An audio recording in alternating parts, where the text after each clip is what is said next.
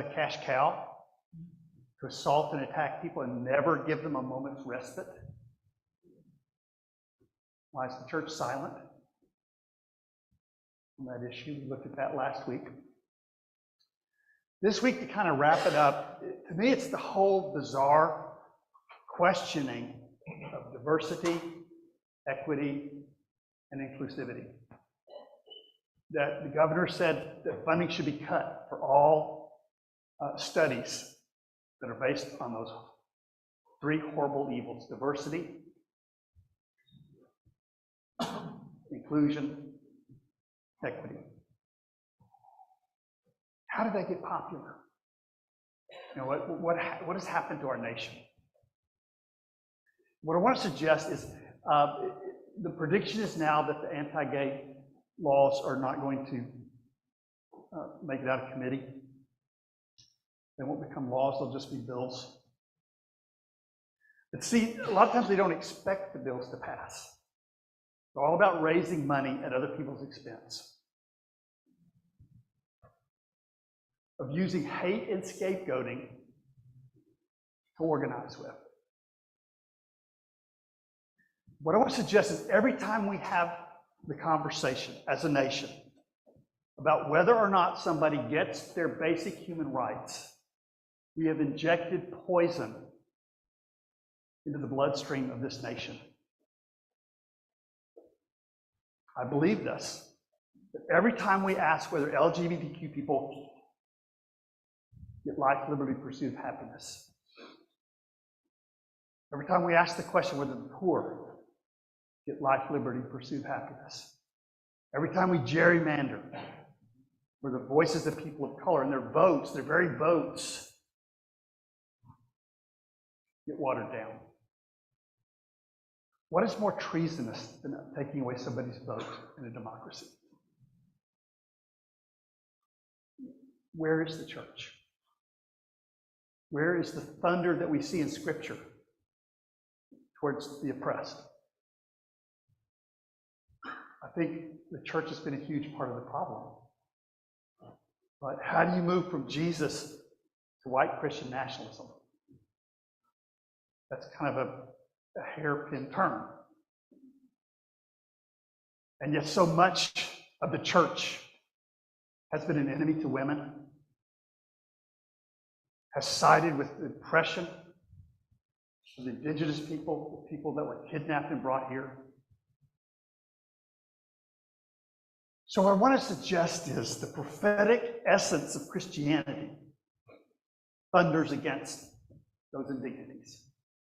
And that even though we can't get in control of everything that's happening, and that's frustrating, we can live in peace and joy if we give our hearts to that message.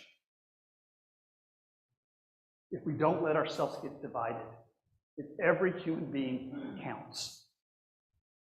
But three of the basic teachings of the church keep that from happening.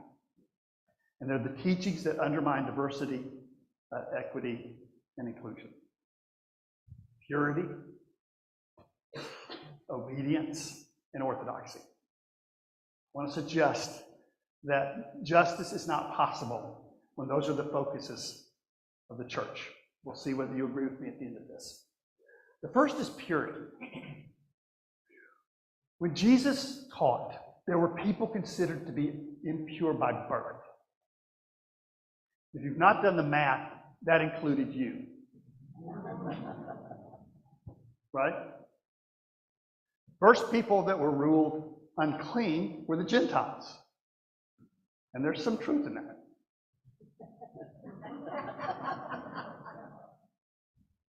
But the Christian church has been willing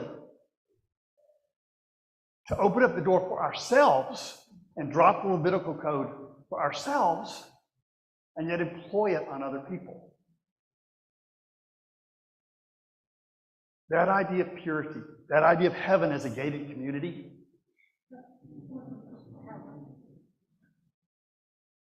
is the opposite of what Christ taught. And our passage today is really important as we go into the Easter season because the church has turned the story around. In this prophetic calling, people are called to go out into the wilderness We tell the Palm Sunday thing, it's about coming into Jerusalem, and all of the kind of chosen and joyful people are called into Jerusalem. But the prophetic calling is to go out into the wilderness, and the wilderness is where all the rejected people were. When people had mental health issues, they were shunted out there. When people were rejected, the wilderness was where the rejected people went. And the calling of the prophet is to leave the temple and build a highway for the people that are excluded. Now, I don't know about you, but that sounds a little bit like diversity to me. I ran across a quote this week that I really like. And I think there are a lot of Americans that need to hear this. I'll read it twice. The world in which you were born is just one model of reality. Other cultures are not failed attempts at being you. They are unique manifestations of the human spirit. I want to suggest that there are people from certain demographics that need to hear this. The world in which you were born is just one model of reality. Other cultures are not failed attempts at being you. They're unique manifestations of the human spirit. Have you ever noticed how when Jesus healed people, it was almost always people that would technically be called unclean? Have you ever noticed that? You think that's an accident? You think that's a coincidence? I don't think so. I think when in Scripture it says, call no human being unclean, that's leaving this purity religion and taking up a religion of compassion that gets its hands dirty if that's what it takes. One of the first things I realized when I started doing news interviews is you're going to get misquoted. Right? People are going to think you're crazy. But the option to that is silence.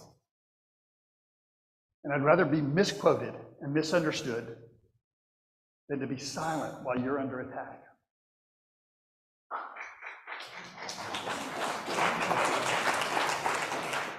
Do we have an applause thing now? I see that. Nice work. Nice work. Diversity means having a place at the table. Communion means having a place at the table. It means everyone has a place at the table.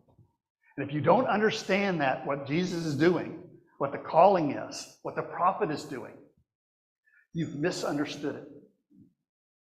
If you think you're going to be the small noble band going to heaven, why would you want to go to that heaven?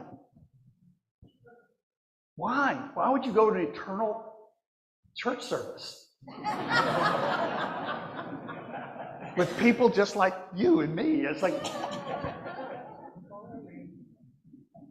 it wouldn't be heaven without diversity.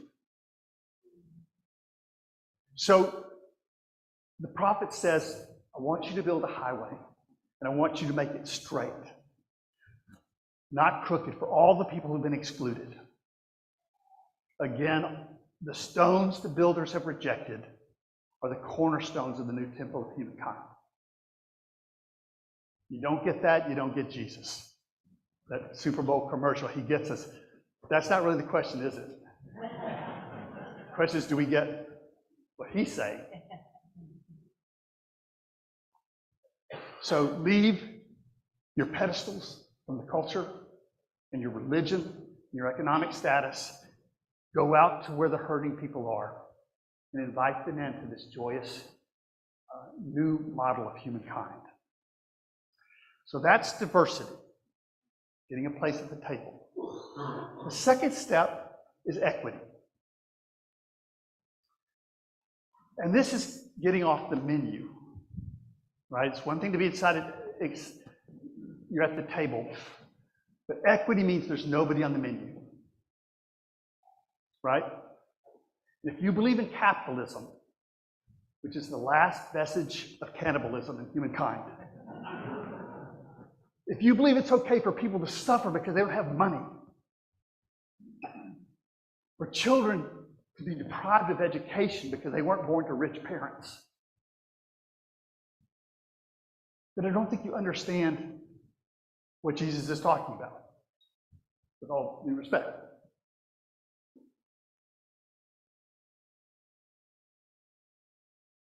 The prophet says, the mountains shall be lowered and the valleys raised. Now, what do you suppose that means? I don't know if you ever listened to Mary's song that she sang when Jesus was inside her, but it's not conservative politics. The powerful will be lowered, the weak will be raised. That's Jubilee. You can't have a nation of dignity when some of the people hoard it all and other people are deprived. The mountains have to be lowered.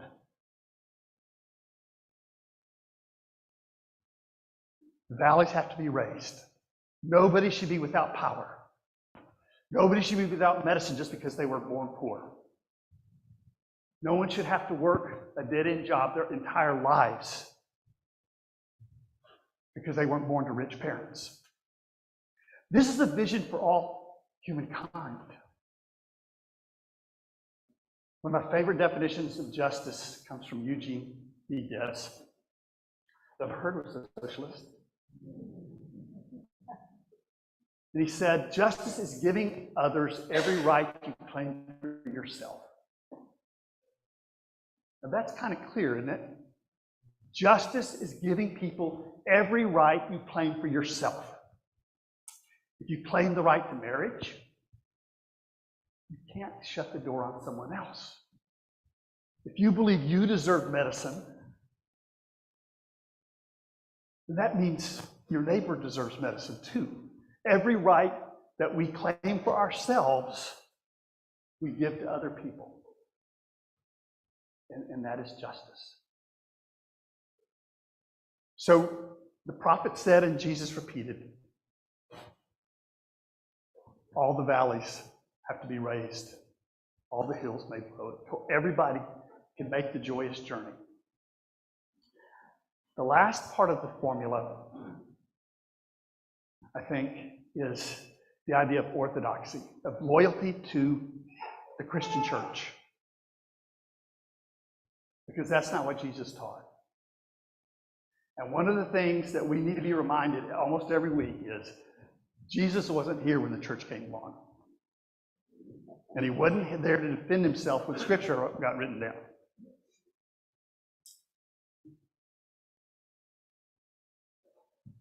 Loyalty to your group, to your nation, to your church, puts loyalty to the common good on the perimeters, right? You can't say Jesus first and America first. And you really can't say Jesus first because that's not what he said. It's universal love that moves to justice. It's compassion for everyone that he taught. When Jesus knocks the tables over, I think it's a perfect representation of nonpartisan activism. It doesn't look like that, does it? It looks like Jesus is choosing some people over someone else. But he's not. Religion had become a barrier where some people got in and some people didn't get in. And some people got the best seats, some people didn't get the best seats. It wasn't Judaism, it was a nation under captivity. So there's nothing in Christianity, sane Christianity, that assaults Judaism. But fundamentalism is condemned roundly, from ship to stern in Christianity. You think you're right and everybody's wrong. You think your group is right and everybody else. You think it all can be put into right, wrong, these dualisms. Then there's something wrong, something missing. Does anybody remember what the national motto was before the last kind of monstrosity? The monstrosity now is, in God we trust. What a vacuous Stupid motto. Because we all think of God differently, don't we? You can't get two people to agree on what that means. We all think it means, okay, well, since God is on my side, then, I'm going to take over the body politic and make sure everybody's just like me. The motto before that was what? E pluribus unum. Diversity, inclusion, equity. E pluribus unum, out of the many, one. That our unity comes from our diversity. That was a good motto, right? That's a motto that makes sense. It guides the nation. If we're trying to find our way, I almost said back, but America has always been fascist to certain groups of people, right? I mean, we don't like it now because it's affecting us.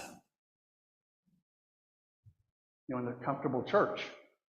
But there have been people from day one who've only seen the backhand of democracy in this church. Dr. King said, we may have come in on different ships, but we're all in the same boat now. Our indifference to the suffering of the persecuted people has set us up for the same victimization. Right? The fact that we were willing to sell out any member of our human family has made our own lives precarious.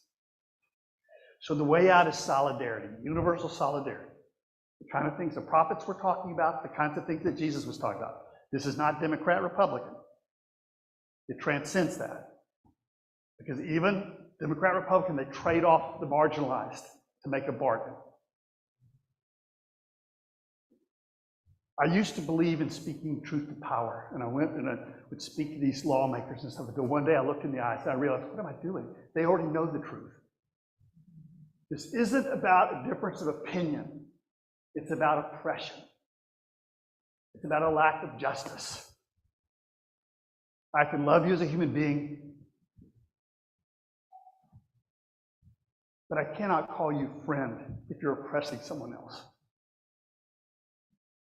That's different. And the church cannot remain silent any longer about the people they're crying. They've been crying all along. So to wrap up, in a way, a little bit, this nation is being torn apart at the seams, not because there's diversity or equity or inclusion. It's being torn apart because it doesn't have a principle with which to bind itself together. Making money, it turns out, is not a meaningful worldview if you're trying to survive. Reinforcing your boundaries, apparently, is not a life-sustaining. If you've oppressed the rest of the world, there is no wall that's big enough. There's no prison strong enough to protect us from the consequences of our exploitation of other people. So the prophet is recommending a different way. Instead of purity, let's try diversity. Let's find the love that gets its hands dirty to heal the world. Instead of group loyalty, let's find a love that embraces everyone. A love that allows us to look in the mirror and not be shamed. And finally, instead of obedience to the rules of hierarchy and calling that moralism, if I could go through the Bible and mark through every time it says the word righteous and scratch through that and put justice, and then you'll understand what Jesus is talking about. This isn't about moralism. It's not about us being personally righteous. It's about a world where everyone can find hope and dignity. So diversity gives people a place at the table. Inclusion gives them a voice at the table. Equity means there's nobody on the menu at the table. So that's my struggles with this text. We're going to take a moment for you to think about how you would have preached it. So thank you for your attention.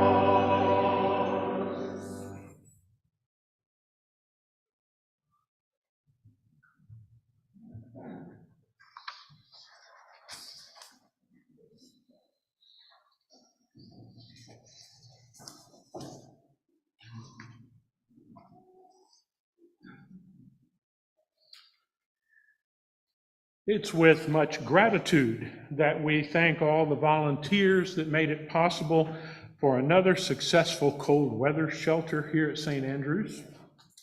We were able to serve 23 meals, offer 14 showers, and accommodate 19 overnight guests this past Thursday night.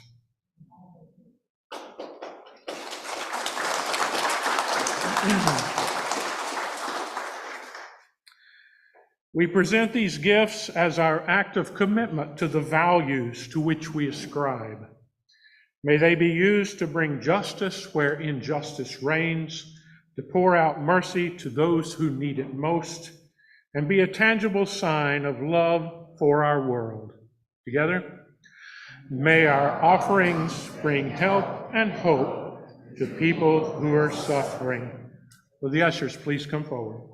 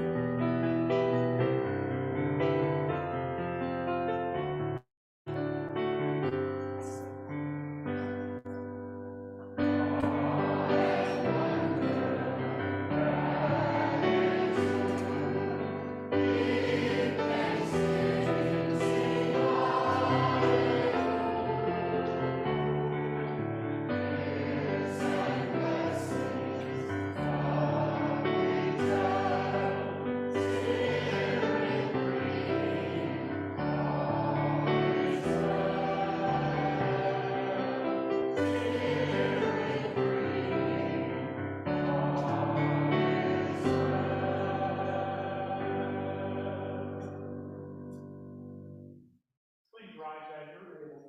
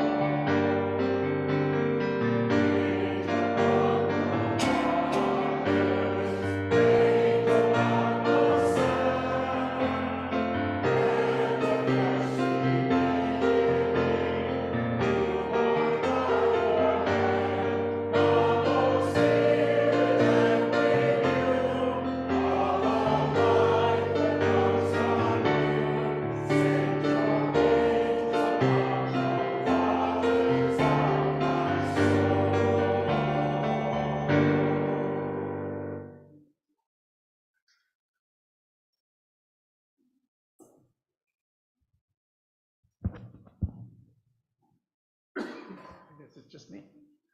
Um, yes, I'm the whole staff today. Thank you so much for making time to be here today.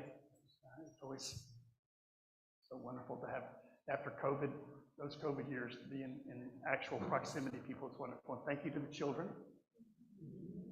I remember churches, it wasn't my favorite place to be a lot of the time, but we love having you here, and we're so grateful that you are patient with us. Easter season starts this week. On Wednesday, there'll be an Ash Wednesday service to kind of get that going. We have some prints that have been donated through the season that we'll be putting up and kind of celebrating the story of Easter. As you go out into this week, I know it's really easy to get discouraged when we look at the world. And it's really easy to think that there's nothing you can do that would make that big of a difference. But I think when we change our own hearts, that begins to change the world. And at least our life has nobility and peace and love and happiness. So that's my hope for you as you go out into the week, that whatever, when the church taught you to seek purity that requires you to pull back from the problems of the world, you'll feel a call to more intimately share life, to enter into the diversity of all the human conditions, and realize that that is so much more healing to the world than keeping our own lives pure. And second, I hope that you will move beyond the obedience that you may have been taught in the church to a sense of responsibility for the whole world, and realizing obeying the rules of the hierarchy of oppression is not the noble life, it's not the good life, but living out a love that grows into justice is a gift to the whole world. And then finally, you were probably taught to be loyal to the church and to the country. And those are not bad things, but they're not sacred things. As you go out into this week, to realize that there's a love that's bigger than nation and religion, the love for all being. And that's what Jesus was trying to share with us. Not just the love of Jesus, for the love of humankind, of animals, nature, life. So I hope that this week, with all of its difficulties, will open your heart, and that the heart will fill with peace and love and joy, and that will be inside of you no matter what happens from the outside. So may all of the sacred names of love go with you and remain with you always. Go with peace.